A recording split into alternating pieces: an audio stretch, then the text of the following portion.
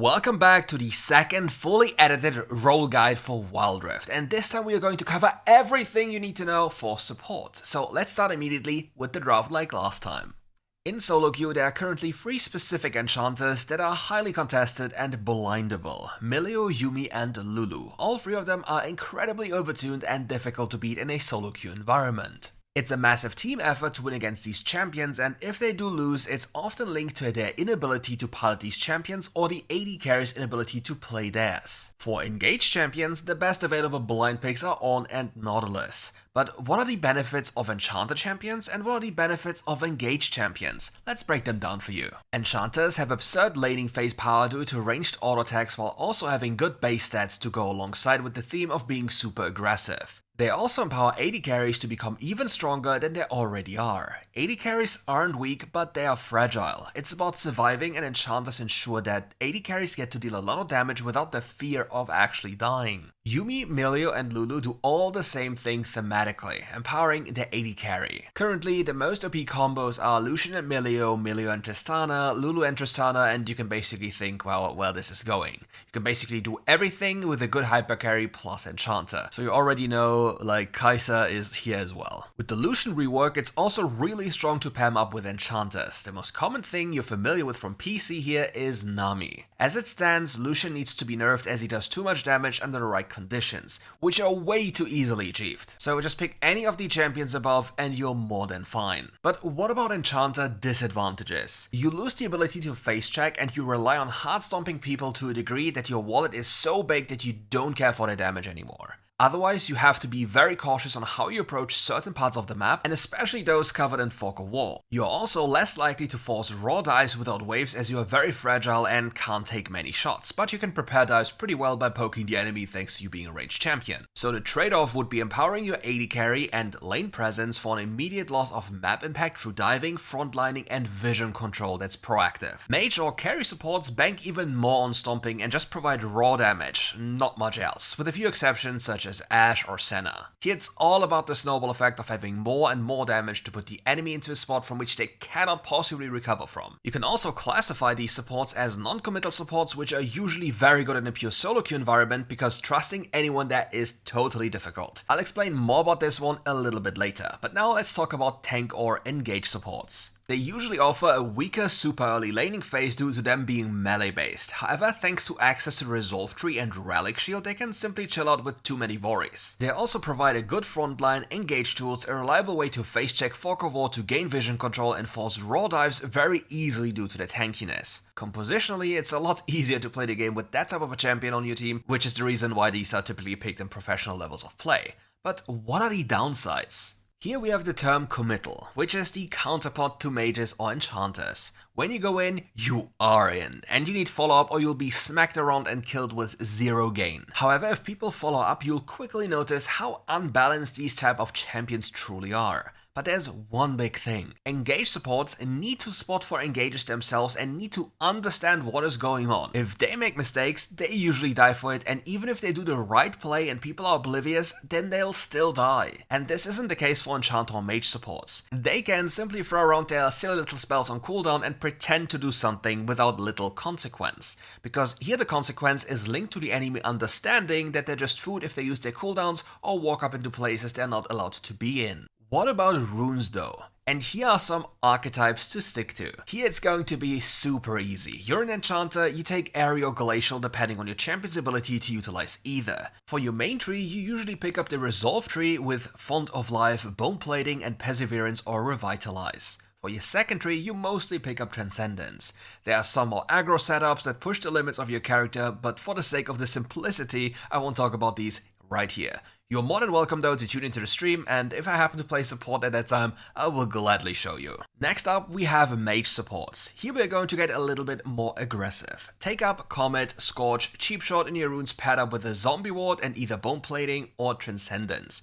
And then you just enjoy dominating the lane. For special cases such as Senna or Ashe, I'd refer to a specific gameplay of mine of the past because tackling each individual case one by one would make this video go crazy long. As for tank supports, you're following an easy setup. Take Glacial Augment and don't get baited into Aftershock. Then Courage of the Colossus, Second Wind, as well as Perseverance for most cases, unless the enemy literally has no CC at all. Also, don't forget it's not just about the 10% tenacity, it's more about the armor and magic resist gain while getting CC'd. This makes you a lot tankier, which we'll see later in the item build department. But now let's start talking about the starter items. What support item do you start with and why? First off, let's kick away one item that just makes you vulnerable for zero reason, the Spectral Sickle. This item is a bait, the offensive stats it provides are less potent than the HP of the other two items.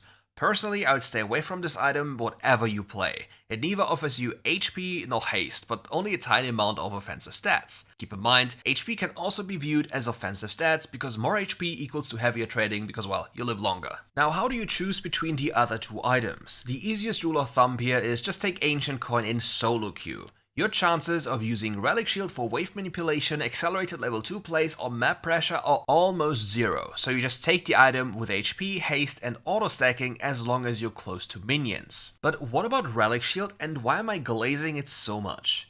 Having the ability to execute minions on demand is very useful, especially when it comes to level up timers. Not paying attention to that can cost you your summoner spells or you might get killed, so why not use this to your advantage? Or how about taking heavier trades, losing some of your HP and then utilizing Relic Shield's execute to heal up for more HP when you want it. Because don't forget to consume Ancient Coin stacks, your ally has to kill a minion and then you just get healed, and this can happen at full life by the way. Another cool thing is roaming around the map and immediately killing the wave with your Relic Shield to facilitate a dive, especially on a melee champion because of the higher execute threshold. But do you see the issue? Coordination, team play, and overall understanding of how that works, you simply won't find that many times in solo queue. And therefore, if you stick to coin, you won't suffer from sitting on your stacks and getting frustrated over people not playing for all the spikes that you personally know about. With that out of the way, we need to tackle utility item pickups. First up, only pick up anti-healing if it's truly needed. For example, the enemy Nami has Ignite, you don't need to rush anti-healing. Enemy Nami has Summoner Heal, now you can invest your 900 gold and feel really good about it, especially thinking about Nami's first item pickup, Harmonic Echo. This goes for Mage supports as well as, for example, Mage-like supports. Nami would be one of these examples, but who's supposed to pick up anti-healing as a support? For example, Nami can pick up anti-healing, but a Soraka shouldn't. The reason here is rather simple. Nami's ability to inflict anti-healing consistently on multiple people is a lot higher than what a Soraka can do. Also, on top of that, Nami is a champion that focuses on killing people, but Soraka is an entire champion that focuses on healing people. Therefore, Soraka desires healing-oriented items a lot more than she desires anti-healing, because buying anti-heal would mean that you desire to kill, and Soraka, fundamentally speaking, is a champion that is not centered on killing others. Mage or Mage-like supports are just better applicants of such utility items, and that includes anti-shielding as well. So if you can, help your team and pick up these utility items when the enemy has plenty of champions that bank on either healing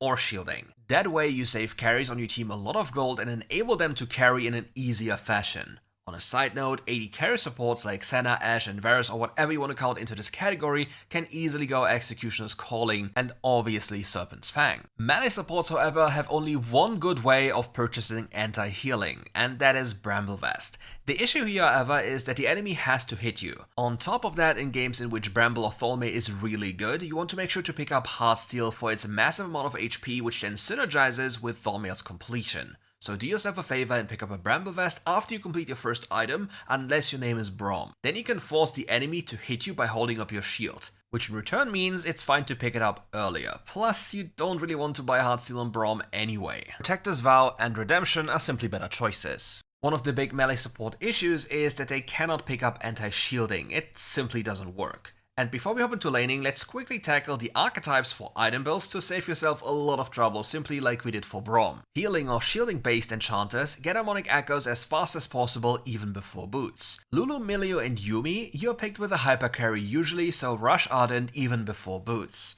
And please check your champion's AP scalings. It doesn't help you to purchase a lot of AP on Janna, Sona, or Milio. They scale terribly with raw AP.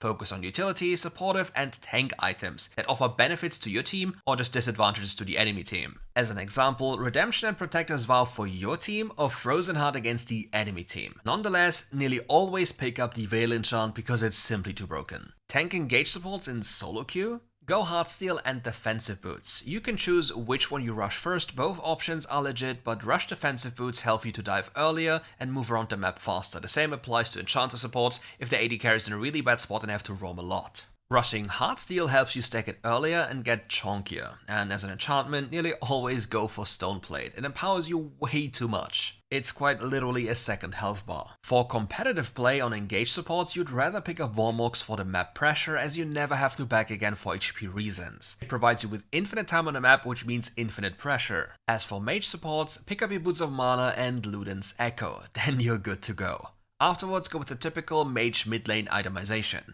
And don't forget, this is just a small breakdown of a lot of different archetypes, and I'm not covering everything here. It's just meant to give you guys a guideline. Now let's tackle laning. First, break down what you're facing. Double ranged or melee and ranged. In the meantime, think about what your lane is. Double ranged or melee and ranged. Now you might be asking, what does that matter? And here's the deal. This might sound super simple, but many people forget about this funny concept. A melee champion has to reach you in order to deal damage to you. So why aren't you doing everything in your power to poke or deny the melee champion if you are a ranged champion? On the flip side, why are you not thinking outside of the box on how you can gap close to ranged champions and what systematic advantages you can give yourself? For an example here, Hex Flash or Relic Shield level up all in. To give you more of a perspective of how you need to approach these kind of things, for example, Nautilus can break the laws of the lane by starting with a second ability and hutch off the lane, ignoring most of the lane's rules. He can also, depending on the matchup, flash on an enemy by simply auto-attacking them with Glacial. The massive W shield as well as Second Wind paired up with Relic Shield will make it near impossible to die. If the enemy loses flash, you then take position in a brush to perma-threaten them with Hex Flash engages. So, like the mid lane guide, every champion has a certain way they want to be played in and certain strengths and weaknesses. So the following is really important. Who is stronger and why? This often comes with experience, and without duo Q and a higher understanding of the game, it's often difficult to say if your experience is an actual depiction of reality or simply bad play. So you'll go through a lot of oopsie moments trying to establish your own set of experiences as well as expectations you have of matchups. To give you even more of a perspective, a level 1 Alistar is useless, so why is he allowed to get experience points? A level 2 Alistar can't chase you down, but can severely chunk you depending on the AD carry they're with. But he can't go into that mode if he was bullied level 1. On level 3 an Alistar would be fully functional, and on level 5 he is finally really difficult to kill and can raw dive you with ult. So what you need to do is to establish a rule set of information and expectations for every single champ and matchup in the game to really push yourself to the limit. Generally speaking though, you approach the lane through the brush, and if you're stronger you walk straight through the enemy's brush to force a fight. Once you've established position, you're waiting for the enemy to make a mistake, as in walk too close or face check carelessly because they were too late. If that happens, you immediately punish them in any way possible, be it chip damage or an actual all-in depending on your champion's strength. As a rule of thumb, I'd suggest only playing 3 waves super aggro, especially if the enemy jungle started on the opposite side of the map. Then you crash the second or third wave to establish a ward in the river, as well as taking away the enemy's Cryos Bloom. If you want to recall on wave 3, you can simply do that and place a ward as you walk back to lane. Recalling on wave 3 usually lets you avoid a cheeky jungle gank because you'll be full HP, in a good position if played well, and are able to gain vision so you exactly know what's coming. And please, for the love of gaming, stop wasting cooldowns in broad daylight for fun. Let's say you are a Lux and have just used both of your first and third ability. Do not, and I repeat, do not walk up. If the enemy is aware of your cooldowns, they might just all-in you and kill you. And the same goes for enchanters that randomly spam spells for fun. Cooldowns are a resource as much as HP and mana is. You can punish and be punished for the lack of cooldowns, please never forget that. For roaming, it's important to understand that you need to look at waves and have a decent understanding of the different lane goals. If your laner needs help for a quick push, or if you can sync up with the jungle for a dive. And on top of all of that, you need to be aware of your own AD carry in the meantime. When you crash your wave with the AD carry, and both of you recall, you usually have a bit of time until the wave gets back to your tower. In this time, you can do a little default roam to mid, or play off of info on the other side of the map if it's needed. With the mid lane roam, you can help your mid laner find his reset if he struggles in his matchup, or maybe got ganked. With the top lane rotation, you can maybe dive or counter an enemy dive. Just make sure to pay attention so you don't let your AD carry get absolutely owned. Playmaker supports that can force players have it easier executing these rotations because they can enter the play with a Hex Flash over a wall and utilize their hard CC compared to Mage-like or Enchanter supports, which are usually like backups or saviors. But what do you do if the enemy is rotating around the map? The default play is to try and dive the enemy AD carry, but what if that isn't possible due to your champ or their champ? You have to realize that and immediately respond. Maybe force a play in another location or mirror the roam early enough. Whatever you do though, don't forget, inaction is an action. So while the enemy is roaming around the map and doing something, you need to do something too. Denying XP from a wave, going for a dive or rotating. You might not be inting score-wise if you sit around and idle, but in reality you are inting your team by failing to do what you're supposed to do. Also about your need to roam for objectives. Ideally you're always around mid when your choice about playing an objective is about to be made. Alternatively, you can ask yourself, what do you accomplish by just being in bot lane? Think about what I said earlier. What can you do? Can you dive? Can you stop a dive? Stall for time so you can play multiple objectives? If you can't do anything down there, then why are you there in the first place? Also, if you're on the opposite side of your team when the enemy takes the objective close to you, they might just dive you and your AD carry depending on your champions. So you being there or not doesn't even guarantee that your AD carry is safe. So in most cases, you have to back off anyway and then you're on the losing end because you didn't do anything. As a support, start with a control ward and keep it as you walk into the first brush of the lane. Don't just place it, wait for the enemy to place a ward and only place it down if you can't take it down before it turns invisible. Before that happens, make sure to follow the previous steps. If you're stronger, look for a fight and do not waste auto attacks on the ward. You can do that a little bit later when you have time. And you might ask, what purpose does this control ward have? It's about brush control. The enemy doesn't know where exactly you are and is more likely to make tiny mistakes which allow you to punish them, be it with Hex Flash or Poke. And not only this, it also opens up the possibility to simply recall and go for an unpredictable rotation. Now as you recall for the first time, feel free to swap over to the sweeping lens for either vision denial or playmaking depending on your intentions to roam on that recall. If you do not want to do any of that, you can simply keep your control ward.